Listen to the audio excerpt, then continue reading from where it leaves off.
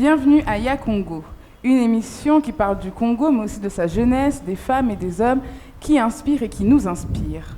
Aujourd'hui, nous avons une émission très singulière parce que c'est une émission avec que des femmes. Alors oui, aujourd'hui, c'est Moi-ci à Congo.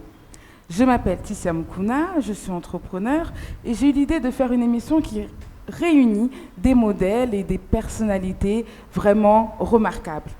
Pour aujourd'hui, je suis accompagnée par mon ami journaliste, Jesper Labunda, le seul homme de ce plateau. Bonjour Jesper. Bonjour Tessia Mukuna, bonjour à tous ceux qui nous suivent de partout, mais aussi à ceux qui sont dans la salle. Je tiens à faire remarquer d'entrée de jeu que ce sont des femmes de haute facture. Ces femmes qui ont accepté de mettre leurs atouts au profit de la nation congolaise pour le bien-être commun. Alors, pour ce tout premier volet de Ya Congo, Moi-ci à Congo, c'est donc parti. Merci bien Tessia Mukuna, vous avez dit que ce sont des femmes de haute facture. Qui sont-elles? Que font-elles? Est-ce que nous pouvons les découvrir ensemble avec nos fidèles téléspectateurs, mais aussi ceux qui sont dans la salle? Bien entendu, alors aujourd'hui nous avons des femmes, comme je l'ai dit, inspirantes et remarquables. Je vais commencer par présenter quelqu'un qu'on ne présente plus, quelqu'un qui pour moi, j'ai envie de dire un peu comme une petite fille, c'est la meilleure. Allez-y. Je parle de Madame Marie-Chantal Kaninda. Bonjour. Bienvenue, madame. Bienvenue. À côté de Madame Marie-Chantal Kaninda se trouve quelqu'un qui a osé. Oui. Une combattante, une battante, quelqu'un qui nous a montré que oui, c'est possible. Mais aussi quelqu'un qui a lancé un cri du cœur et coquille pour défendre les femmes à l'est du pays qui sont violentées. Vraiment. Une personnalité que nous admirons ici. On est honoré d'avoir Madame Marie-Josée Ifoku. Bienvenue, madame Marie-Josée Ifoku. Face à ces deux femmes, Effectivement. deux femmes remarquables. Alors la première a voyagé, elle a travaillé un peu partout. Elle a été la directrice des ressources humaines d'une entreprise multinationale. Elle en a géré des gens. Et aujourd'hui, elle est chef d'entreprise dans son entreprise Odari. Elle est experte juridique. On est très, très, très honoré d'avoir Madame Yvonne Chika. L'honneur est de notre côté, madame. Et ensuite? Et pour finir, Enfin. nous avons une dame qui a une double casquette. D'un côté, PDG de la société Allo Service, une société patriotique. De l'autre, responsable de communication d'une des plus grandes banques d'Afrique, l'Arobank. Cette dame, elle sait tout faire. Moi, franchement, j'ai hâte d'entendre ce qu'elle a à nous dire. S'il vous plaît, applaudissez bien fort Madame Rita Massengo. Madame Rita Massengo, bienvenue. Alors, j'ai bien aimé pendant la présentation, tout était un peu modeste, genre là, elle en fait des tonnes et voilà. tout. Mais c'est vrai, elles sont vraiment remarquables. Oui, effectivement, nous avons dit que ce sont des femmes de haute facture, bien entendu. Alors, c'est une première question que je vais poser à tout le monde. Nous venons pas très longtemps de célébrer la journée consacrée aux droits de la femme dans les formats où nous connaissons. Est-ce que nous pouvons savoir, je ne sais pas qui prendra la main en premier, quelle est la place de la femme congolaise aujourd'hui dans le monde? Je vais commencer avec Madame Marie-Chantal Kaninda. La femme congolaise dans le monde, je dirais qu'il y a encore beaucoup à faire. Quand on parle des femmes dans le monde, on parle rarement des femmes congolaises dans le monde. Et je dirais que c'est peut-être un peu à cause de nous-mêmes, c'est peut-être un peu à cause de notre manque de solidarité, manque de soutien, manque d'aider à propulser toutes ces femmes qui peuvent être grandes dans le monde. Donc je dirais qu'en général, quand on parle des grandes femmes dans le monde, et particulièrement des femmes africaines, on nous parlera des Sud-Africaines, on nous parlera des femmes sénégalaises, et des on nous Nigériennes. parlera des femmes ivoiriennes, mais on parlera très peu de femmes congolaises. Et pourtant, nous en avons des exceptionnelles en RDC. Donc ça, c'est peut-être ce que je pourrais dire, et c'est dommage, et je le regrette. Ah, donc un manque de solidarité entre femmes congolaises. Est-ce que c'est un avis partagé ici? Je partage son avis, mais je vais ajouter une toute petite chose. C'est une place qui reste à faire, parce que la femme congolaise, si on la compare à la femme nigériane, elle a cumule les diplômes, et il veut toujours aller plus haut, plus loin. Nous, une fois qu'on a Bac plus 5, ou on a un emploi, on s'est dit c'est fini. On oublie qu'il y a toujours des auteurs à exploiter. Et on va arriver dans des grands forums internationaux, très peu des femmes congolaises, comme si ça ne... Y aller, parler d'elles, parler du Congo, montrer l'autre visage du Congo, qui n'est pas que les mines, qui n'est pas que les réserves d'eau ou les forêts. Le Congo, c'est aussi cette image de la femme que je voudrais, que tout ici on voudrait que le monde découvre. Surtout en ce moment où on préside l'Union africaine, ce serait bien qu'on découvre ces genres de femmes, qu'elles aient une place pour s'exprimer et qu'on découvre le Congo autrement, par ces femmes des valeurs, puisqu'il y en a. Eh bien, Marie-Josée Foucault, vous étiez l'unique femme à postuler en 2018 à la présidentielle. Peut-on savoir quelle a été la motivation? Parce qu'au-delà de ça, c'était contre tout entendement. Pourquoi une femme? Quelle est sa motivation? Quelle est la réalité qui l'a poussée à oser? Parce que c'était quand même un défi de taille. Il y a beaucoup à dire là-dessus, mais si je peux aller directement vous dire pourquoi je me suis levée, c'est une des raisons, enfin, la question que Mme Ticha vient de poser, la place de la femme déjà congolaise dans le monde. Elle n'a pas de place parce que, pour la simple et bonne raison, nos richesses ont pris trop de place. Et nos hommes qui aiment beaucoup le pouvoir ont pris le pouvoir pour le pouvoir. Et cette femme-là timide, cette femme-là qui ne comprend pas qu'elle a un grand rôle à jouer, n'ose pas s'avancer, alors que nous avons plusieurs femmes capables, comme on vient de voir la dame qui est recteur. Recteur à l'université. Oui, elle a un parcours extraordinaire, cette dame-là, celle qui était ministre en Italie. Il y en a d'autres aussi en Belgique. Nous avons des grandes dames. Mais on n'entend pas parler de ces femmes-là à cause de nos richesses déjà. Et tout le monde s'intéresse à ces richesses-là et oublie les Congolais d'une manière générale. Et moi, j'ai osé aller poser ma candidature à ce niveau-là pour la simple et bonne raison, c'est que j'ai constaté que les hommes n'ont pas le cœur des femmes. Ah. Tout simplement. Ce n'est pas une question d'intelligence seulement, aller en politique. C'est une question de cœur d'abord. Parce que la politique, c'est un espace où on s'oublie pour l'intérêt de tous. Tout à fait. Qui plus que la femme congolaise qui s'oublie pour l'intérêt de tous? La femme congolaise, naturellement, ou la femme africaine, elle s'oublie naturellement pour tous, en commençant par sa famille. Le Seigneur dit, quand on est fidèle dans les petites choses, c'est clair que quand on sera élevé, on sera fidèle. Moi, j'ai foi en cette femme congolaise. Je suis convaincue que cette femme, dans les institutions congolaises, changera l'image du pays. Donc voilà, la raison pour laquelle je me suis levée, tout simplement, j'ai constaté qu'il n'y a pas d'amour. Il n'y a pas d'amour. Nos politiciens ne semblent pas nous aimer. C'est un peu ça que j'ai constaté. J'ai eu à discuter avec eux à plusieurs reprises, mais vraiment à plusieurs reprises. Mais je n'entendais pas qu'il y avait un souci derrière leur politique, un souci pour le peuple. Et donc, je me suis dit, il va falloir que des gens qui aiment le Congo se lèvent, d'abord. Parce que les intelligences, nous en avons plusieurs. Les intelligences, ça ne manque pas. On se considère comme des femmes intelligentes. Nous le sommes. Donc, mettre l'intelligence en avant dans ce combat n'était pas ma préoccupation, parce que nous avons déjà fait nos preuves dans des multinationales aussi. Et je me suis dit, il faut aller avec le cœur. Il faut aimer son peuple. Il faut aimer les gens qu'on doit diriger. Donc, voilà, ayant une vision, ayant un rêve pour ce pays, je me suis dit, il faut que je me lève pour oser me battre à côté de ces... J'ai dit des crocodiles, des lions, on peut les appeler comme on veut. Je me suis dit, il faut se lever pour aller, sortir une voix différente de celles qui sont là. Et donc voilà, c'est la raison pour laquelle je me suis levée. J'étais surprise de constater que j'étais la seule femme.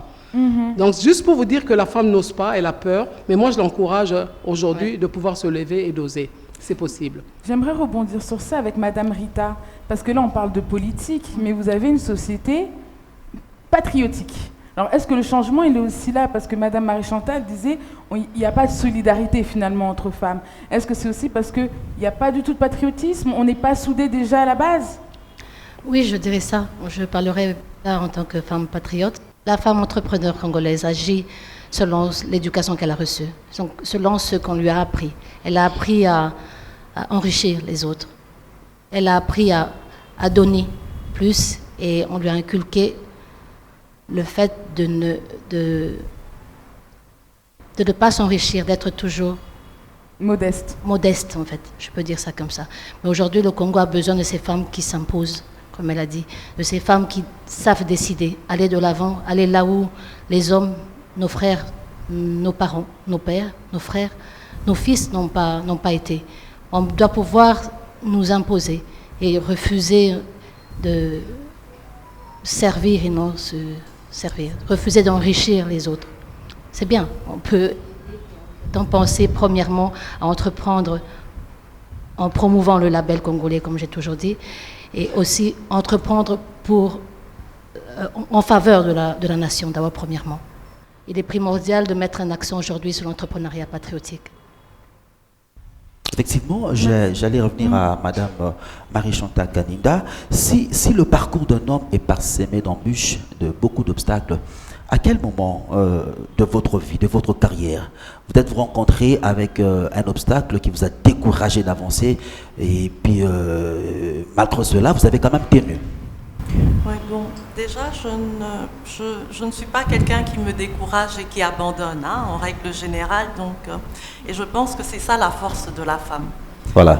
Je prends toujours le cas d'un bébé, et souvent on oublie ça, hein, et j'aimerais que les plus jeunes femmes s'en souviennent.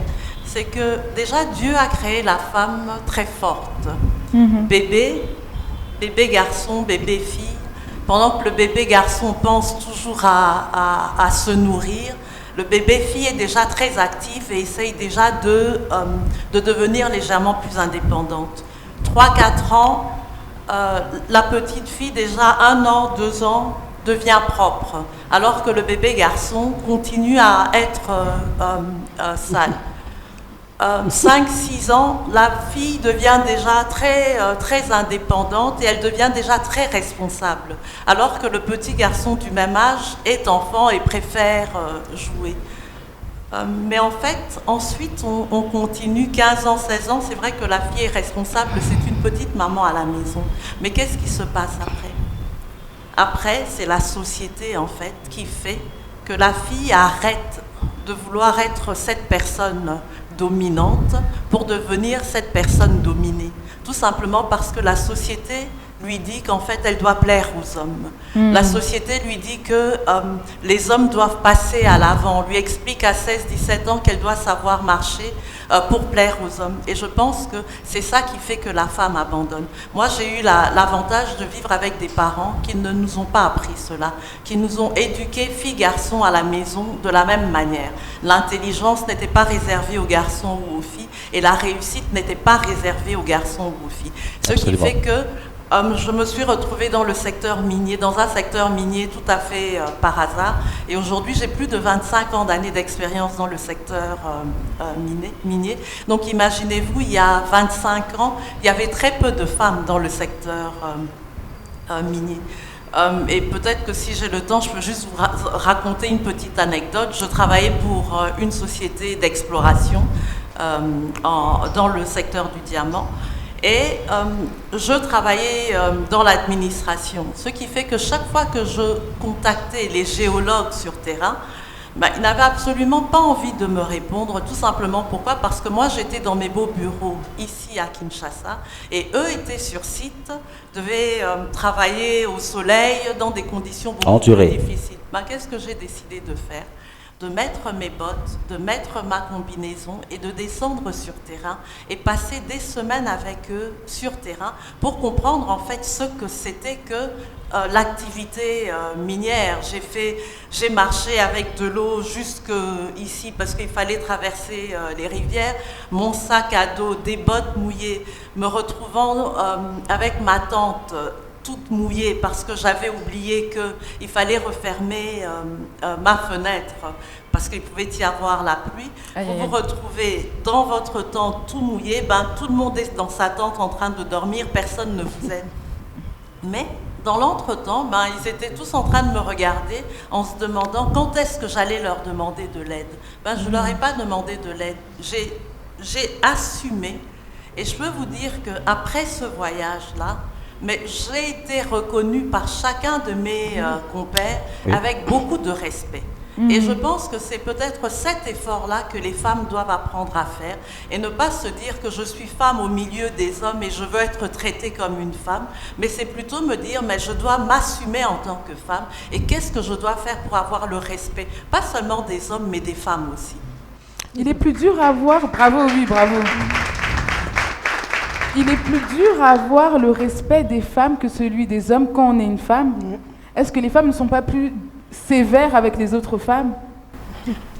Oui, dans ma carrière, moi je dirais toujours que j'ai beaucoup plus d'encouragement des hommes. Je vais tout simplement vous dire, je pense que, et c'est avec toute humilité que je le dis, mais j'ai été la première femme à être nommée comme directeur exécutif au Conseil mondial du diamant. Ça s'applaudit s'il vous plaît. J'ai été nommée au Conseil mondial du diamant, mais je peux vous dire que je n'ai pas eu beaucoup de reconnaissance de la part de mon pays ni des femmes. Hein. Et pourtant, j'ai été la première africaine à être à ce poste-là. Et bon, je veux dire, c'était quand même quelque chose de pas mal, en fait. Oui, excusez-moi. Je veux dire, j'ai été quand même reprise parmi les 100 femmes ou les 10 femmes, je ne sais même plus, dans Forbes. Oui. La première femme congolaise à être reprise dans Forbes comme l'une des femmes les plus influentes. Oui. J'ai rien entendu de la part des femmes. Là, on va entendre les femmes applaudir pour ça, là, les Forbes, top 10 quand même. Mais ce que je veux dire, c'est que c'est pas ça qui est le plus important. Je pense que pour moi, ce qui est important, c'est de participer à frayer un chemin pour les autres femmes. Voilà. C'est ça qui est important. Parce que maintenant que j'ai été au Conseil mondial du diamant, la prochaine fois qu'une Congolaise se présentera là, on se dira, ben oui, pourquoi pas, parce qu'il y en a déjà eu une. À Forbes, il y en aura certainement d'autres, et c'est ce que nous devons encourager. Mais c'est cette solidarité que j'aimerais voir, en fait, entre nous, les femmes. Oui, tout justement, j'ai besoin de rebondir par rapport à ce que Madame Marie-Chantal Kadida venait de dire pour... C'est un peu de poser cette question à Madame Marie-Josée Foucault. À quel moment vous êtes-vous rendu compte que, parce qu'on l'a dit ici tantôt, que vous êtes à l'initiative d'une structure, ECOKI, qui lutte contre les violences faites à la femme dans la partie est de la République démocratique du Congo. À quel moment vous vous êtes rendu compte que vous aviez la responsabilité de mener un combat pour lequel l'issue ne semble pas être à 2 pas de nous? Je dois vous avouer, je suis rentrée au Congo depuis 2004. Et on était au courant déjà de l'extérieur, ce qui se passait à l'est du pays. On se pose des questions. Je dis on, parce que je suis convaincue que la plupart des femmes vivent ça aussi. Quoi faire pour pouvoir aider ces femmes-là? Mais on sent qu'on ne ressemble à rien, on est comme une goutte dans l'océan. Et donc, bref, en entrant dans le combat politique, la question m'a été posée dans une émission à Bossolona Politique. Qu'est-ce que vous, en tant que femme politique, vous pouvez faire pour les femmes à l'est? Et j'étais très contente de cette question, parce que de fois, on a besoin qu'on nous pousse pour qu'on libère ce qui est en nous. Et cette question m'a poussée à libérer Ekoki Inatosha. Je lui ai dit, je vais sensibiliser les femmes. Je vais toucher toutes les femmes congolaises, où qu'elles soient, je vais leur parler de ce combat-là. Ça a pris un peu de temps, j'en ai discuté 3-4 mois avec quelques femmes, elles ont dit, on embarque, on est avec toi. Et donc c'est à partir de là, étant une femme politique, j'ai compris que j'ai un rôle à jouer. Et je voulais juste verser un peu dans ce que Marie-Chantal a dit tout à l'heure. C'est vrai qu'il n'y a pas la solidarité féminine, c'est vrai que les femmes n'ont pas tendance à encourager les autres, mais j'ai compris après, c'est pas qu'elles veulent pas, peut-être qu'elles n'ont pas l'occasion de le faire, peut-être qu'elles ne savent pas comment le faire. C'est ce que j'ai tout simplement compris, parce que, imaginez quand j'étais candidate aux élections présidentielles, moi je comptais sur les femmes. Donc pour moi, j'étais déjà acquis, j'ai dit je suis une femme, là je me retrouve seule, je pense que les femmes vont comprendre que si elles passent, nous tous, notre vie va changer, les lignes vont bouger. Donc pour moi, c'était un acquis. Mais j'ai senti que c'était les femmes qui m'ont le plus rejetée. Je ne dis pas toutes, mais celles qui sont assez connues, qui m'ont rejetée, qui ne voulaient rien savoir, même pas entendre mon discours. Elles m'ont fermé la porte. Donc j'étais un peu troublée, déçue, puisque j'avais mis tout le poids sur ces femmes-là. Effectivement. Et donc, j'ai paniqué un peu. J'ai dit, mais si je ne vais pas avec les femmes, je n'ai aucune chance avec les hommes. Moi, j'ai travaillé dans un milieu purement d'hommes, comme elles, dans la vente de l'automobile. J'ai commencé petit jusqu'à devenir directeur général. Donc, je connais les hommes. Je sais ce que les hommes pensent des femmes. Exceptionnellement, ils peuvent t'admirer parce que tu es différente, parce que tu es combattante, parce que tu mets la main à la pâte, mais juste toi. Et les autres, ils ne considèrent pas. Donc voilà, quand ce poids me revient de participer à à libérer un cri pour les femmes de l'Est. En sensibilisant les autres femmes, j'ai compris qu'elles sont prêtes à répondre. Et donc, c'est à nous d'aller vers ces femmes-là. C'est ce que j'ai compris. J'ai dit, nous devons aller vers ces femmes-là. Je ne pense pas qu'elles refusent, elles vont embarquer dans ce combat. Donc, je me suis dit, nous n'avons pas les armes. Mais notre arme, c'est le nombre. Nous sommes nombreuses. Nous sommes plus de 52% de la population congolaise. Rien qu'à accepter de sortir le 3 avril, parce que je demande à toutes les femmes, c'est notre combat à nous. Comment voulez-vous qu'on parle du 8 mars? Comment voulez-vous qu'on parle du droit de la femme alors qu'il y a nos consoeurs qui sont à l'est du pays qui n'ont aucun droit? Même pas le droit de vivre, pas le droit de respirer, le droit de rien du tout, même pas le droit de voter, pas le droit de travailler, mais pas le droit de vivre. Alors si nous, on ne se lève pas, alors que ça fait 25 ans que ce combat dure, j'ai juste compris, si on doit attendre que certaines personnes puissent décider, ça ne passera pas. Est-ce que la fracture sociale n'est pas peut-être cette barrière qui empêche à votre combat de produire des fruits escomptés? Sûrement. Mais c'est comme je vous ai dit, la seule chose qu'on doit faire, je suis déjà convaincue que toutes celles qui sont en train de m'entendre aujourd'hui comprennent que c'est notre combat. Nos armes, c'est nous-mêmes. En sortant dans la rue le 3 avril, nous toutes, c'est fait d'abord pour la communauté internationale qui nous entende et coquille. Toutes ces richesses qui sont au Congo, c'est ça qui nous tue. Toutes ces richesses-là nous empêchent de vivre. Alors je voudrais que les femmes comprennent, nous devons aller au-dessus de ces richesses-là. C'est nous les richesses du Congo. Ce n'est pas notre richesse. Parce que à quoi servent ces richesses-là si nous, on ne s'en sert pas? À quoi servent nos forêts si on ne s'en sert pas? Donc je voudrais tout simplement que les femmes comprennent, c'est l'occasion pour nous de nous mettre ensemble, comme le balai que je tiens, pour que nous puissions crier haut et fort et coquille. Ça suffit. Alors, est-ce qu'on est... Bravo. Moi, j'aimerais me tourner vers Madame Rita. Est-ce qu'on est capable de se mettre ensemble, d'après vous? C'est indispensable et c'est même, je dirais, c'est obligé, obligatoire. Si nous sommes des femmes patriotes, j'insiste encore, nous devons tous, ça doit être une obligation, on ne devrait pas voter une loi. Pourquoi pas? On doit être des femmes patriotes. Quand on aime sa patrie, quand on aime la mère patrie, notre pays, on prend des armes. C'est de ce dont maman José parle. On doit prendre des armes. Et c'est vrai, les armes, nous, en tant que femmes patriotes, en tant que femmes entrepreneurs, je veux dire ça comme ça, c'est ce courage que Madame Marie-Josée a.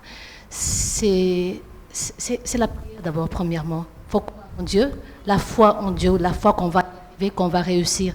Que le fait de sortir le 3, le 4, c'est fini. C'est possible. La prière, le courage, la discipline et l'amour de la patrie. Si on a l'amour de la patrie, on va y arriver. On va se souder, réunir nos forces et ensemble, comme on dit, ensemble, on est plus fort. On est plus fort. Ensemble, une nation plus forte.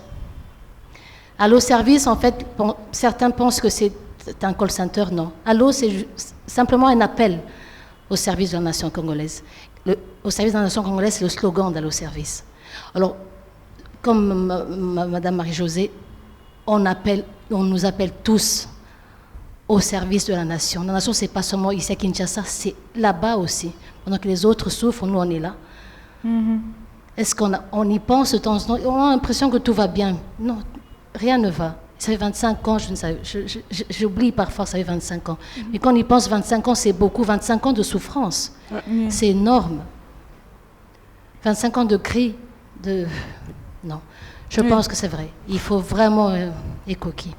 Effectivement, Madame Yvonne Chika, il vous est arrivé une fois dans la vie, dans votre carrière, d'entendre sortir de la bouche d'un homme, au regard de vos revendications, de votre combat, de votre management des entreprises, que vous êtes une femme, vous avez des limites, vous devez vous conformer à certaines règles sociétales, comme c'est ça l'Afrique, le cas où le système sociétal est caractérisé par le patriarcat. Pas une fois, pas deux fois, plusieurs fois. Plusieurs fois. Il y a beaucoup d'histoires qui me reviennent en tête au moment où je vous parle, mais bon. D'abord, la femme congolaise ou l'être humain, il a le respect qu'il mérite. Elle est partie sur site, elle a fait ce que les hommes font, et elle a gagné du respect en retour. Il n'y a aucun moyen de gagner du respect si on ne le demande pas. Et les autres nous donnent le respect que nous leur exigeons. J'ai travaillé dans des structures des étrangers. D'abord une structure américaine où un jour un country manager, il arrive d'un pays, je ne vais pas nommer. Donc il arrive et il avait sa liste. Donc il tient sa première réunion, il veut qu'on mette à la porte une dizaine de personnes, des Congolais, qui n'ont rien fait. Et moi, dans mon rôle, c'était lui rappeler ce que la loi dit et de lui dire que ce n'est tout simplement pas possible. La réponse qui m'a sortie, c'était que non, moi, personne ne me répond comme ça, I'm the boss, and you have to obey. Et je lui ai dit, je suis le directeur juridique, mon rôle, c'est de vous rappeler les lois et de ne pas exposer inutilement l'entreprise. C'était des bonnes guerres, c'était pas lui manquer du respect, mais pour faire court, en fin de compte, il est parti. Le jour où il est parti, parce que beaucoup d'étrangers, quand ils viennent dans notre pays, ils ont un écho de la fille congolaise. Ils se disent, la fille congolaise, si on lui propose un peu d'argent, ben on va l'acheter.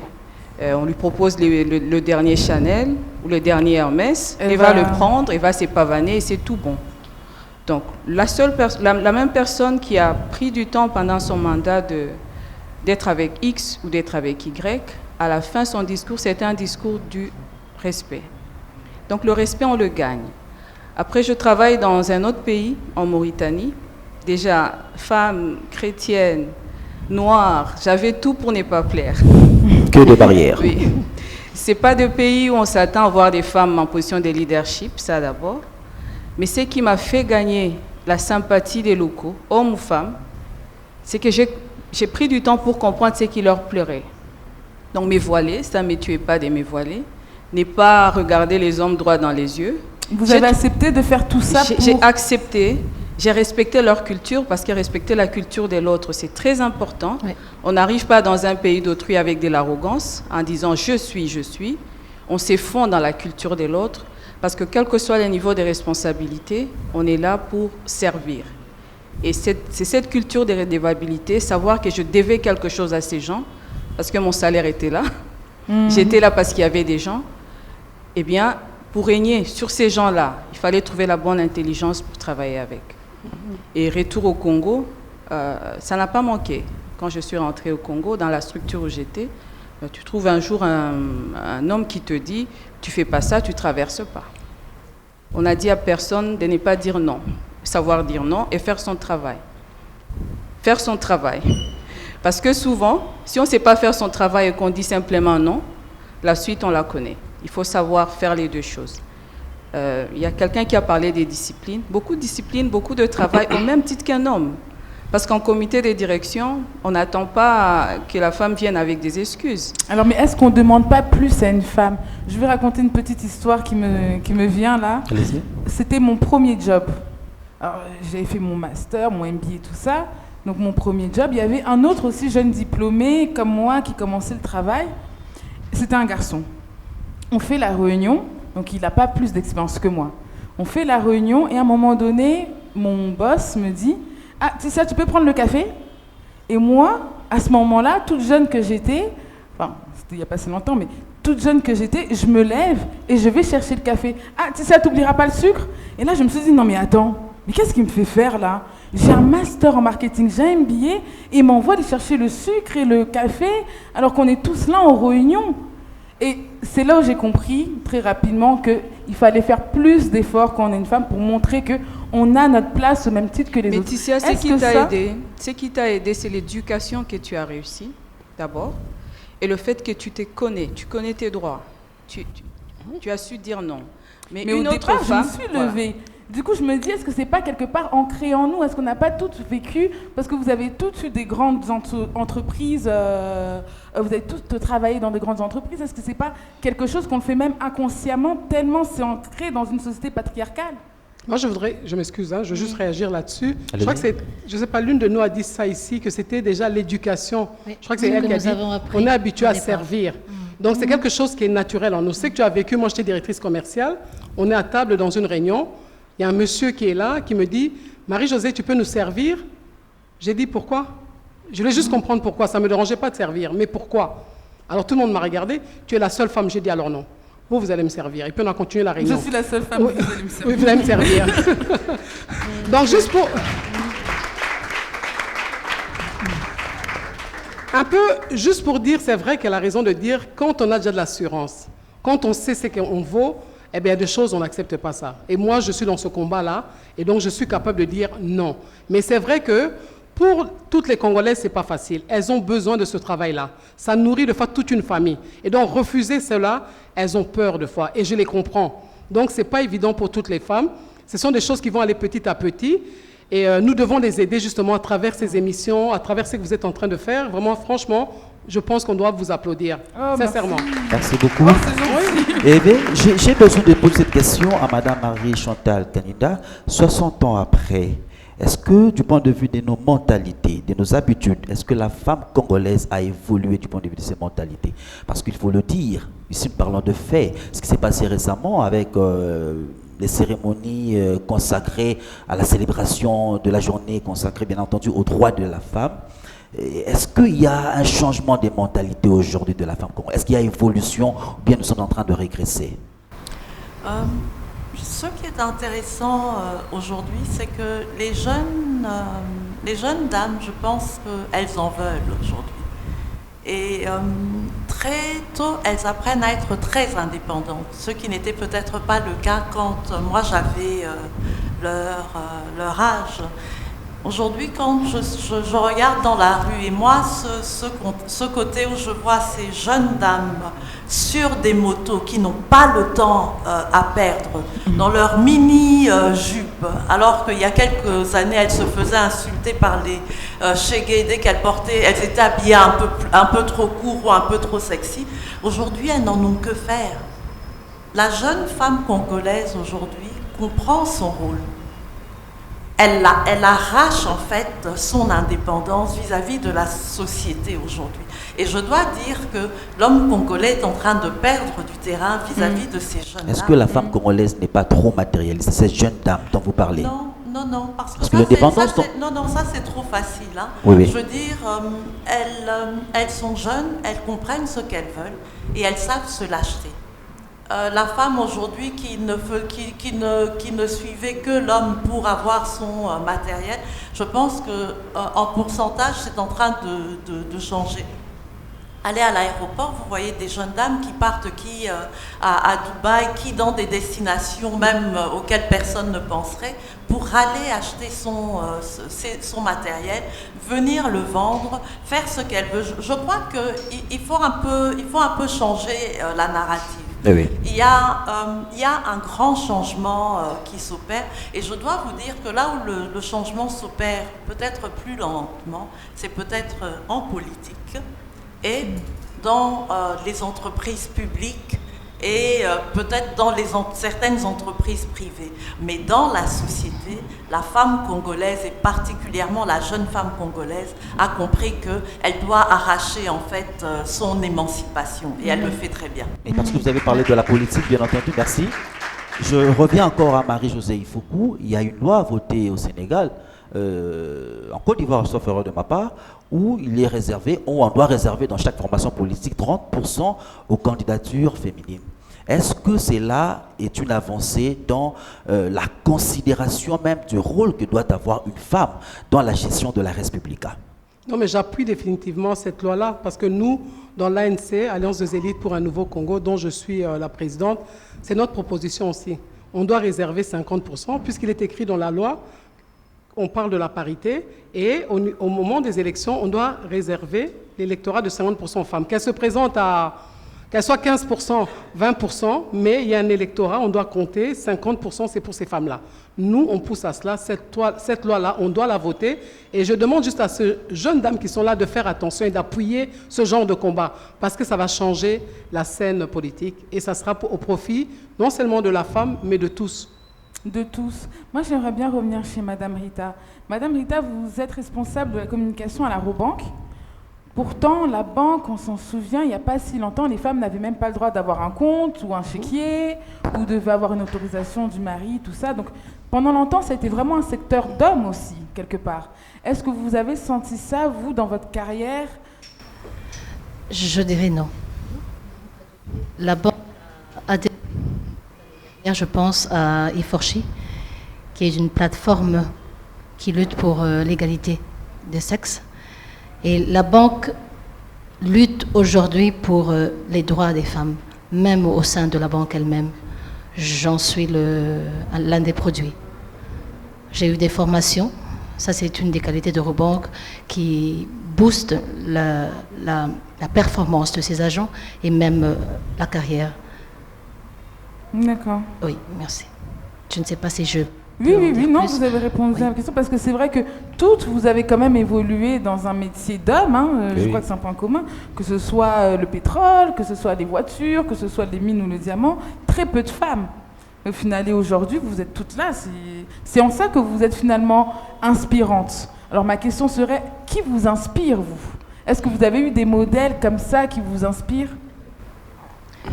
Madame Ivonchika? Je rigole. Parce que la même question m'a été posée il y a quelques jours. La première femme qui m'inspire, c'est ma mère. Ah. Parce que c'est une femme qui m'a toujours poussée. Je suis aînée, j'ai derrière moi 5 frères, la seule fille. Donc elle a tout fait pour que je puisse avoir un premier diplôme, un deuxième. Elle encourage. Et elle faisait des choses qui, avec du recul, je me dis... Il me fallait elle dans ma vie pour être la professionnelle que je suis aujourd'hui. Que ce soit pour ranger, que ce soit pour me réveiller à temps, que ce soit pour laver mes slips. Elle contrôlait au point de déranger. Mais il fallait ça. Et ce sont des petites choses qui suivent jusque dans la carrière. L'autre femme au Congo, 2 autres femmes qui m'ont beaucoup inspirée, c'est Marie Chantal, et je l'avais dit dans l'autre salle. Quand elle avait été nommée au Conseil mondial du diamant, j'ai les Google, j'ai suivi son parcours, je me suis dit, waouh, autant on passe du temps à suivre des Nigérianes ou des Françaises, parce que moi j'étais dans une structure française, mais autant on a nos Nigérianes et nos Françaises ici. Et je pense que je lui ai fait une fois, je lui ai écrit en DM, j'étais juste fière de voir une Congolaise là-bas. Et l'autre femme, c'était Madame Abunda. Elle aussi, arrivée à ce niveau-là, de responsabilité, il fallait le faire. Et ces 2 femmes... Ces 2 femmes portent leur rôle avec brio. Elles font parler du Congo en bien. Elles ont les diplômes qu'il faut. Elles sont à la place qu'il faut. Elles sont cohérentes dans leur discours. Tout le mérite est là. Tout le mérite est là. Merci de m'inspirer. Merci à vous. Non, mais c'est vrai que... Ah oui, ça s'applaudit. C'est vrai que souvent, quand on demande aux jeunes Congolaises qui sont leurs idoles... Ils disent Michelle Obama. Michelle Obama, Oprah Winfrey, alors que bon, il y en a aussi. Ce sont peut-être celles qu'on voit beaucoup aussi. Comment? Ce sont celles qu'on voit beaucoup. Ce sont celles qu'on voit beaucoup, c'est-à-dire qu'il n'y a peut-être pas assez de visibilité, effectivement, de modèles à suivre des femmes, effectivement, oui. Une question qui me vient comme ça, avant qu'on passe aux questions publiques. Très bien. Si vous avez votre version de vous-même il y a quelques années, votre vous quand vous aviez 15 ans, encore adolescente, elle n'a pas encore fait les choix fondamentaux qui vont bouleverser sa vie. Votre version plus jeune de vous-même, j'aimerais bien que toutes, vous nous disiez qu'est-ce que vous lui aurez conseillé à cette jeune version de vous-même. Alors, on peut commencer par là, mais comme je sens que ce n'est pas transpiré, on peut aussi commencer par là. Alors je ne sais pas, est-ce que quelqu'un est inspiré sur les conseils à donner à sa version plus jeune d'elle-même? C'est vrai que moi, plus jeune, je me voyais plutôt dans l'armée. Dans l'armée? Oui. Je me voyais dans l'armée, oui, très bizarrement. Je voulais faire l'armée et je sais quand même chez moi, on me disait, mais pourquoi tu veux... J'aime beaucoup voir les femmes, j'aimais voir les femmes en uniforme, que ce soit les pilotes, que ce soit voilà. Et je voulais faire l'armée. D'accord. C'est-à-dire vous ne regrettez pas ce que vous êtes aujourd'hui, n'est-ce pas? Pardon? Vous ne regrettez pas ce que vous êtes aujourd'hui? Je suis un peu dans l'armée. Une patriote, c'est celle qui se bat, qui défend sa patrie. Donc, je suis un peu dans l'armée, je pense. Je défends ma patrie. Donc, je me retrouve un tout petit peu dans ma vision et je suis fière de ce que je suis devenue. Ivonchika, que diriez-vous à votre... Une jeune version de vous-même? Moi, depuis toute petite, je savais que je voulais faire les lettres et puis je voulais faire le droit. Donc, très vite, j'ai su ce que je voulais faire. Et j'avais un papa qui m'a beaucoup aidé, beaucoup, qui croyait en moi. C'est important de croire, de donner confiance à nos enfants. On a parlé d'éducation. Quand on a déjà une bonne base, la suite, ça va couler de source. Et à cet âge-là, il m'avait offert une encyclopédie. Oh. Et j'ai feuilleté. Je regardais et je me disais, mais tiens, il n'y a pas des noirs. Bon, j'ai vu des Marie Curie, des blancs. Et je me suis dit, qu'est-ce qu'il faut pour être dans un livre, pour que des générations futures puissent lire ce que j'aurais accompli de bien. Voilà. Peut-être je ne serai pas Thomas Edison, mais qu'est-ce qu'il faut pour changer mon monde? Et moi, je crois que je suis en train de changer mon monde. Ah, voilà. Il faut qu'on écrive aussi notre propre histoire. Je crois que c'est ce que Madame Ifokou fait. Il faut qu'on écrive notre propre histoire. Moi, ce que je pourrais dire, ce qui m'a d'abord inspirée, c'est le fait d'être mère. Ça a été une grande responsabilité pour moi. Et je peux vous dire que c'est le moteur de ma vie. Hein. Enfin, je peux dire c'était parce que mes filles sont déjà grandes. Le fait d'être devenue mère, pour moi, c'était la plus grande responsabilité que je pouvais avoir au monde, parce que je disais, elles ne m'ont pas demandé à venir au monde, et je dois prendre soin de mes enfants. Et elles le savent. Et aujourd'hui, si je dois donner conseil à Marie-Josée quand elle avait 15 ans, c'est le conseil que je donne à mes filles, bien qu'elles soient un peu plus âgées, il faut accepter d'être qui on est. Peu importe, avec nos faiblesses, avec nos forces, peu importe. N'aie pas honte de qui tu es. Accepte d'abord qui tu es tout simplement. C'est vrai qu'il y aura des ratés, il y aura des gênes, il y aura des hontes, mais c'est ça qui va te forger. C'est ça qui va te permettre de devenir la personne que tu seras plus tard. Et une des raisons qui m'a poussée à retourner ma nationalité canadienne, parce que je l'ai retournée, ce n'était pas un jeu, ce n'était pas un mensonge au moment de la campagne, quand on a voulu jouer sur ça, parce que c'était une grande décision qui m'a fait pleurer pendant 3 jours, mais je voulais accepter d'être congolaise. J'ai dit, je vais me battre pour les Congolais, pourquoi je vais tricher? Je dois être congolaise. Alors il fallait retourner cette nationalité canadienne que je ne dirais pas comment j'ai acquise, comment je me suis battue pour l'avoir. Et c'était une de mes plus grandes victoires. Et imaginez plus tard, parce que vous avez changé de combat, puisque mes enfants avaient grandi, j'avais assez donné. Et je me disais, il fallait que je donne aux autres maintenant. Parce que quand on commence à vieillir, il faut un moteur. Vous devez avoir un moteur qui vous conduit, qui peut évoluer et changer au cours de la vie. Donc mon moteur, ce n'était plus éduquer mes enfants, puisqu'elles sont grandes, elles travaillent, elles ont leur vie. Mais il fallait que je continue dans un autre combat. Mon moteur maintenant, c'est éduquer ou aider le peuple congolais à vivre, à se réaliser, à vivre dignement. Et donc, il fallait accepter de redevenir congolaise. Et donc, voilà, je dirais aux gens, justement, je n'ai pas dit à tout le monde de retourner sa nationalité, loin de là. Mais pour moi, le combat que je menais, c'était devenir congolaise. Et donc, j'étais devenue fière d'être congolaise, de porter mon pagne, parce que nos mamans, c'est devenu notre culture, de manger pleinement congolais, d'aimer la musique congolaise, d'aimer le Congo. Vous voyez ce que je veux dire? Et donc, c'est ça que je dirais à tous les Congolaises ou les Congolais qui sont là.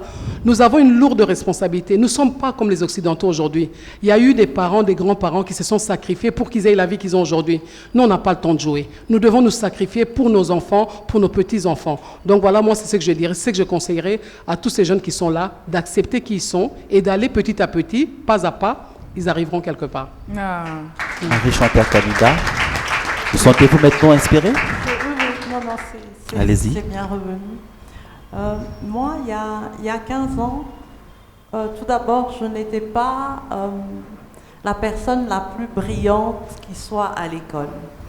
Ce qui fait que, il y a des gens qui me disent qu'il ne faut jamais le dire. Et pourtant, moi, je pense que c'est important de le dire.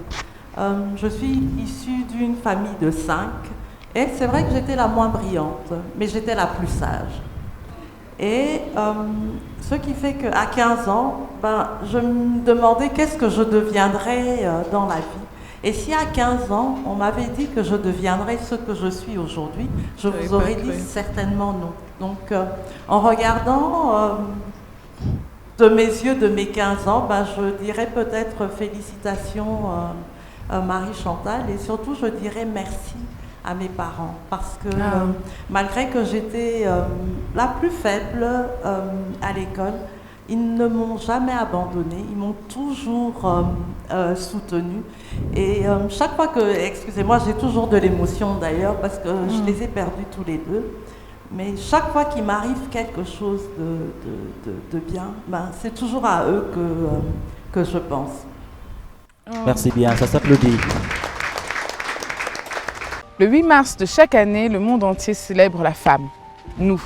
Cette année, c'est sous le thème « Le leadership féminin pour un futur égalitaire dans le monde de la Covid-19 ». Je suis chef d'entreprise depuis plusieurs années déjà, et dès mes premiers pas dans l'entrepreneuriat, j'avais l'ambition d'exploiter autrement notre terre. Mon rêve était de cultiver et fabriquer le meilleur café, 100% bio, 100% made in Congo, pour le bonheur de tous les Congolais et de tous ceux qui aiment le bon café. Malgré les découragements, aujourd'hui, dans la commune de Mongafula, dans notre plantation de café, ici à Kinshasa, nous avons déjà quelques hectares. Mon nom est Tissia Mukuna. J'ai eu le courage de fonder une société qui produit le meilleur café cultivé et fabriqué ici à Kinshasa, le café La Quinoise. Déjà disponible dans tous les supermarchés de Kinshasa et bientôt dans tous les supermarchés de notre si beau pays. Alors, vous avez compris? C'est toute une histoire derrière votre tasse de café.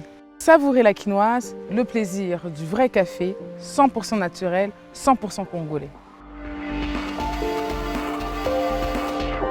Alors, parcours d'exception, les épreuves qui changent la vie. Sûrement dans la salle, vous avez suivi avec une attention soutenue ces interventions brillantes de ces femmes de haute facture. J'insiste bien, femmes de haute facture, femmes de haut de gamme. Vous avez sûrement des questions. Si vous vous sentez inspiré, très rapidement, on peut déjà nous donner la première question et puis vous identifiez bien la personne à qui vous adressez cette question. Je suis Gisèle Tambouka, journaliste à la radio de la femme. Alors, je suis très heureuse aujourd'hui parce que j'ai rencontré des femmes qui font rêver. Aujourd'hui, je les ai en face. Pour moi, c'est vraiment une très grande joie. Et ma question s'adresse à toutes les quatre. C'est vrai, vous avez toutes parlé de votre parcours, mais moi, je voudrais savoir, est-ce que ça vous est arrivé aussi de rencontrer des difficultés? Et comment vous avez fait pour le surmonter ou faire face à cela? Ivanchika? Oui. Je sors un peu du professionnel, parce que toute professionnelle connaît, on a une vie privée, une vie qui nous affecte pratiquement. C'est quelque chose que je ne dis jamais sur des plateaux comme ça, mais ma plus grande épreuve, ça a été le divorce. Alors, l'Afrique, le Congo, l'Église, ça traite très durement les femmes qui divorcent. Très, très durement. On s'est dit, soit elle est arrogante, soit elle est infidèle. On lui trouve toutes sortes de défauts. Personne ne prend le temps de comprendre sa souffrance. Personne. Et on s'est dit, du moment qu'une femme travaille, qu'elle parle français, qu'elle voyage, si elle divorce, c'est que la faute ne peut pas être à l'homme. Personne ne prend le temps d'écouter la femme, d'écouter sa version de fait. Donc ça a été quelque chose qui m'a permis d'abord de filtrer mon environnement, parce qu'une personne qui ne t'accompagne pas dans une si grande épreuve ne fait pas partie de ta destinée. Voilà. Donc c'est important de savoir qui appartient à ma destinée, qui n'appartient pas à ma destinée. Et ce sont les épreuves qui nous révèlent qui est pour nous et qui est avec nous, quoi qu'il arrive. Et une fois qu'on a découvert ces genres de personnes, même si c'est 2 personnes, il faut continuer la route avec ces 2 personnes et laisser les 100. Et dans ces moments difficiles que j'ai vécu, ce n'est pas de l'église que j'ai eu le plus grand support, ni de la famille.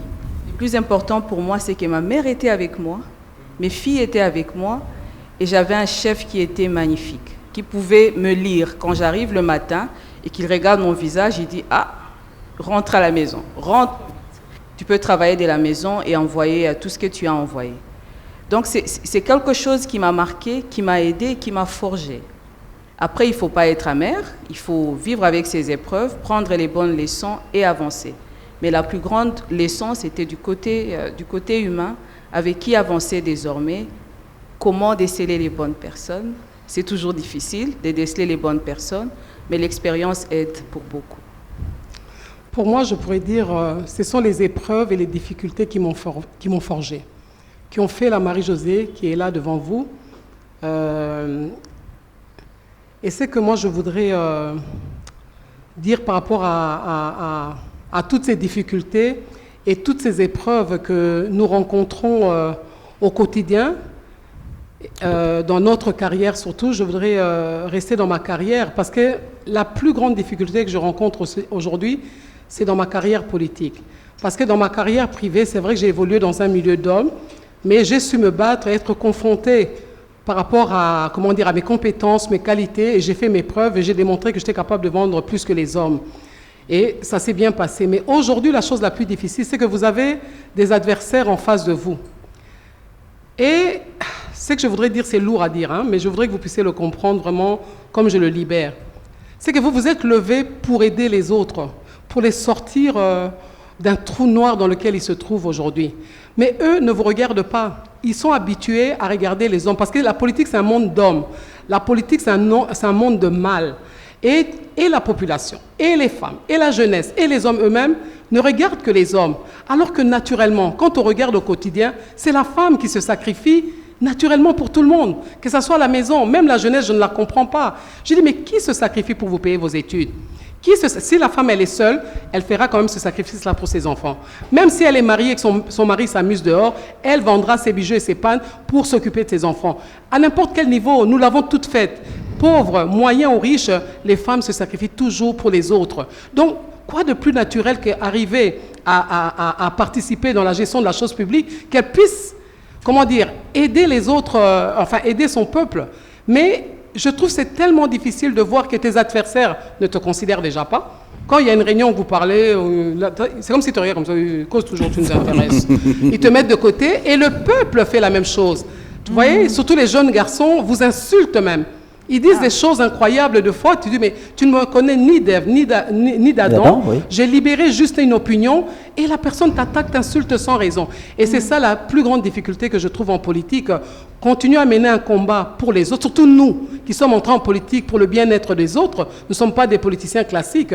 Entrer dans ce combat-là pour libérer les autres au prix d'un grand sacrifice qui peut même te prendre la vie et certaines personnes continuent à te regarder, à te juger chaque jour. C'est ça la chose la plus difficile que moi je trouve.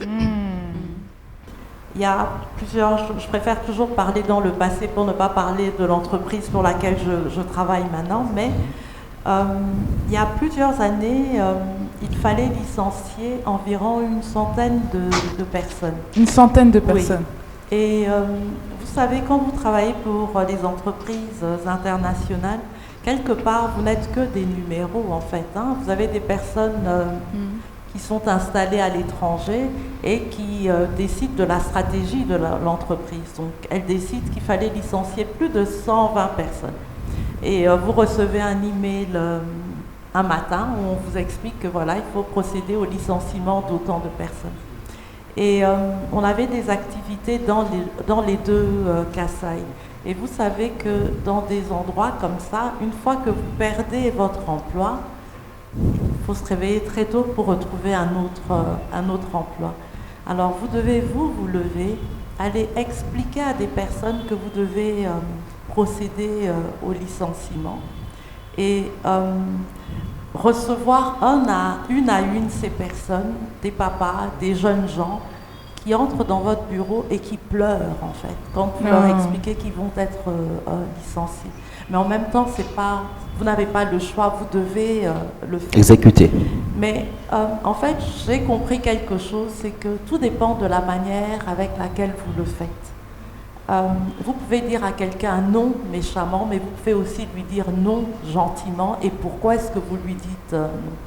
Donc, ça a été un processus pour moi qui a été très difficile et je dirais toujours d'ailleurs que mes premiers cheveux gris, je les ai eus à cette période-là parce que c'était vraiment pour moi, je le prenais peut-être trop personnellement, certes, mais c'était des collègues avec lesquels j'avais évolué. Mais ce qui me fait plaisir, c'est que ce dont je vous parle, ça fait plus de 15 ans ou de 20 ans, mais je suis toujours en contact avec ces différentes personnes. À Noël, je reçois encore des messages de leur part et c'est ce qui me console en me disant que je l'ai fait en les traitant dignement. Ah. Oui. Madame Rita. Moi, je veux dire, tout est parti de ma formation en tant que couturière. Ah, formation en tant que couturière. Je suis une couturière. Je n'ai pas fait l'université. C'est vrai qu'au début de ma carrière, j'ai commencé à la Banque congolaise, j'ai commencé à GSM, Vodacom, bref, à la Banque congolaise qui a été liquidée en 2011. Quand on demandait mon CV et qu'on regardait que j'étais couturière de formation et que je n'ai pas fait l'université, ça choquait certaines personnes, sauf mon patron lui-même. Parce qu'il me disait que je valais plus que beaucoup de licenciés et de gradués. Mais ça restait un problème à chaque fois qu'on posait cette question, je sentais comme une tâche. Je disais, non, je crois que je vais retourner à l'université. Jusqu'au jour où on m'a dit, est-ce que ce papier te servira? Qu'est-ce que tu veux faire? J'ai eu des formations en marketing et communication. Et très vite, la banque congolaise déjà d'abord m'a aidée dans des formations en marketing et communication, où j'ai eu beaucoup de brevets. La banque a été liquidée, Robank m'a reprise, avec le même brevet en coupe-couture. Ils m'ont fait confiance. Et aujourd'hui, je suis un produit de Robank qui a été formé en management. Ils ont cru en mes performances, en ma carrière. Je suis une ladies first et je suis une déchet. Grâce c'était dur. Au début, j'avais honte. À chaque fois, on me posait des questions à l'université. Je dis, mon Dieu, qu'est-ce que je vais dire? Ok. Et quand je disais, c'était avec une petite voix, que je n'étais pas universitaire. Mais après, aujourd'hui, je peux le dire sur le plateau que je ne suis pas universitaire. Mais responsable de responsable communication d'une grande entreprise. Directrice générale d'une société. Bravo. Parce qu'on m'a accepté tel que je suis. Ma banque m'a boosté dans mes performances, m'a boosté dans la communication, m'a boosté pour que je devienne aujourd'hui directrice d'une société. Et ça, je peux le dire encore, c'est vrai. Ça va vous démotiver un moment, mais après, non, ce n'est pas ça. Ce n'est pas le diplôme ou le graduat ou le papier qui fait la personne. Non, c'est ce que vous avez en vous. C'est votre passion, en fait. Voilà, merci. Bravo. Merci bien. Une dernière question. Une dernière question avant de clôturer. Je me présente, Franz Riquier. Dans la vie, je suis un peu multicasquette. Hein. Bon, principalement, j'ai une société qui offre des services en infrastructure électrique pour les entreprises et pour les mining. Mais bon, j'aime me définir en tant que chrétien entrepreneur. Alors, je vais me faire vraiment tout petit. Hein, mais personnellement, je vais d'abord vous féliciter pour votre initiative. Parce que, honnêtement, avoir un panel regroupant ces 4 dames, je ne sais pas quel jour de l'année c'est possible de les réunir. Donc pour cela, déjà, moi, je vous félicite. Merci beaucoup. C'est une très, très, très bonne initiative. J'étais très stressée, merci. Et ma seule question est la suivante. Comment, avec un parcours autant remarquable, vous alliez vos activités avec votre vie privée? Vraiment, le côté famille, c'est ça la question. Comment trouver l'équilibre entre la vie professionnelle et la vie privée? Comment vivre? Voilà, comment vivre? J'aimerais bien savoir aussi. Merci. Comment parvenez-vous à maintenir cet équilibre-là entre la vie privée et la vie professionnelle? La balle est dans votre camp. Oui. J'ai d'ailleurs ma fille qui est juste ici derrière moi, donc je ne sais pas si elle dira que j'arrive à trouver l'équilibre, mais ce que moi personnellement j'ai eu à comprendre, c'est que en fait la vie familiale, hein, que ce soit les enfants, que ce soit le mari, n'ont pas besoin de vous à temps plein. Ils ont besoin de vous à des moments bien précis. Et en tant que femme professionnelle, il faut trouver le temps, l'équilibre d'être là au bon moment. Et je pense que c'est ce que j'ai pu faire. C'est vrai qu'à un moment, je voyageais tout le temps, j'étais tout le temps partie, mais Dieu a toujours fait grâce que je ne rate jamais l'anniversaire d'aucun des enfants. Une seule fois, ma fille, pas mon aînée, mais la plus petite, a été hospitalisée. Et malheureusement, je me retrouvais quelque part en Angola, au milieu de nulle part. Mais mon mari, dont je n'ai pas parlé, mais qui est un homme formidable, parce qu'on dit souvent que derrière tout grand homme, il y a une grande femme. Mais je peux vous dire que pour réussir sa carrière, il faut avoir un mari, un bon mari. Parce qu'avoir un mari qui vous demande de préparer le foufou vous-même à 22h, alors que vous avez eu une journée absolument impossible, c'est difficile. Un mari qui vous fait une crise parce que vous venez lui expliquer que vous devez partir pour une semaine en voyage professionnel, ça crée des problèmes. Mais quand vous avez un mari qui comprend ces choses-là, ça aide beaucoup. Et je profite pour dire aux jeunes dames qui ne sont pas encore mariées, choisissez vos maris en fonction de la vie que vous choisissez pour vous. Ah, c'est un très bon conseil. Effectivement. Je m'arrêterai là. Ouais, c'est un très très bon conseil. Marie-Josée Foucault. Moi, je dois vous avouer que c'est vrai que c'est pas simple pour les femmes, d'une manière générale. Aujourd'hui, j'ai pas de problème parce que toutes mes filles, tous nos enfants sont grands et chacun vit chez soi. Donc, ce n'est plus tellement difficile. Tout le monde va qu'à ses occupations et puis vous vous retrouvez le soir. Mais un peu plus jeune, il y a quelques années, je dois vous dire que je trouve que c'est pas facile. C'est pas facile à cause de la culture que nous avons.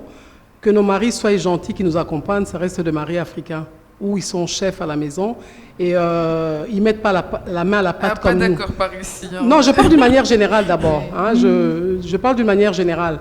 Que je vois ça dans la plupart des ménages où quand on discute entre les femmes, il y a très peu d'hommes qui vont aller t'aider à la cuisine, qui vont mettre la main à la pâte, très peu. Vous rentrez du travail, vous travaillez tous. Moi, je quittais la maison à 6h du matin à l'époque et je rentrais des fois à 20h, mais quand j'arrivais, je n'avais pas de cuisinier encore. C'est moi qui allais cuisiner. Ils pouvaient être là en train de discuter avec moi, de regarder la télévision. C'est gentil, mais c'est moi qui ai enlevé mes chaussures en courant, qui est entré dans la cuisine, qui faisait à manger. Ça reste la femme quand même. Vous voyez ce que je veux dire? La dernière fois, on recevait des invités, le courant est parti, on se rend compte qu'il n'y a pas de gaz dans le groupe. Eh bien, ton personnel ne réfléchit pas qu'on a Sogaz, j'ai fait la pub de Sogaz parce que je viens d'être avec eux, qu'on a Sogaz, vous pouvez allumer, le réchaud, même allumer les macas là, allumer le ton en même temps. Ils n'y pensent pas, alors que c'est vous qui recevez du monde, vous êtes en train de discuter avec eux, tu redescends vite, tu gères la cuisine, un bébé crie à gauche, tu t'en occupes et tu reviens, tu t'assois, tu continues à discuter. Moi, je trouve que la femme congolaise, on doit l'honorer, sincèrement. Je suis cette femme congolaise là aussi. Oui. Madame Yvonne Chika, vous avez un... Moi et mes filles, on a trouvé notre façon de fonctionner. Aujourd'hui, on a beaucoup d'outils qui nous permettent de faire plein de choses, même à distance. Je ne vous dis pas les nombres des fois où j'ai fait des vidéos pour résoudre un problème, que ce soit une panique, quelque chose de bénin qui s'est passé à l'école. Maman, je me suis battue avec mon ami. On trouve des mots pour que ça passe, mais au moins on a la chance aujourd'hui de parler par WhatsApp ou par Zoom. Il y a tous ces moyens-là. Ce que je fais aussi, c'est mes petits trucs à moi. Dimanche soir, il y a l'horaire à manger. Je mets sur le frigo. Quand elle va venir, elle saura quoi faire. Mais il y a un jour par semaine, c'est pour mes filles et c'est non négociable. Comme l'a dit Marie Chantal, l'important, ce n'est pas d'avoir toute la semaine ensemble. Mais le moment qu'on s'est fixé pour être ensemble, qu'on en fasse un moment de qualité, qu'on bâtisse de souvenirs. C'est très important.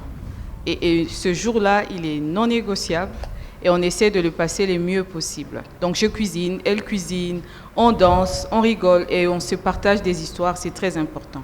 Et l'autre effort, c'est d'arriver avant qu'elle ne dorme, pour avoir le temps de prier avec, qu'elles me racontent leur journée, que je leur raconte aussi ma journée. Parce que les enfants sont plus intelligents qu'on le pense. Il y a des fois des solutions qui sortent de leur bouche et c'est juste étonnant. Donc, voilà. Madame Rita, pour conclure. Je suis responsable communication et citoyenne d'Eurobank, donc je m'occupe aussi des événements d'Eurobank comme celui-ci et j'implique mes enfants automatiquement dans le programme pour qu'ils se sentent impliqués, qu'ils ne soient pas frustrés si je ne suis pas là. C'est notre événement, c'est notre banque, on doit réussir. Donc, à chaque événement, quand je rentre le soir à la maison, je leur donne le programme des événements que j'ai la semaine. On va prier pour ça, je ne dois pas stresser, je ne dois pas m'énerver. Et ils suivent le programme c'est vraiment comme des vrais Eurobankers. Elles se forment comme ça en même temps. Maman doit réussir. Tu vas passer à la télévision, oui. À quelle heure, quelle chaîne, tu vas t'habiller comment? Donc ils s'impliquent et ils veulent que cet événement réussisse. Et quand ils le voient, ils voient l'événement passer sur les réseaux sociaux, à la télévision, à la radio. Ils s'impliquent et quand c'était pas un succès, ils disent maman, tu n'aurais pas dû parler comme ça. Mon fils, il te donne même des choses, il peut t'expliquer, il peut même te faire un petit discours. Tu devrais dire ça comme ça. Donc ils sont impliqués dans tout ce que services ou pour aux banques, je les implique. Je vis seule avec mes enfants, ben je les implique dans tout ce que je fais parce que je leur dis, mon succès, c'est votre succès. Ma réussite, c'est votre réussite. Donc, on va y arriver si vous m'aidez à ne pas stresser. Et merci bien. C'était particulièrement un honneur pour moi. Je le dis tantôt dans l'entame de cette émission que j'étais l'homme le plus honoré. Il ne faut pas me voler la vedette. Sur ce plateau, entouré des grandes femmes, je me sens très honoré. Alors, nous sommes déjà arrivés au terme, n'est-ce pas? On est déjà arrivé à la fin. J'aimerais dire merci à nos invités. Merci à Madame Marie-Chantal, merci à Madame Marie-Josée, merci à Madame Yvonne, merci à Madame Rita de nous avoir honorés de leur présence. Merci au public de s'être intéressé, aux téléspectateurs qui vont nous regarder. Et merci, j'espère. Merci, Ticia. À très bientôt dans Yakongo. Merci.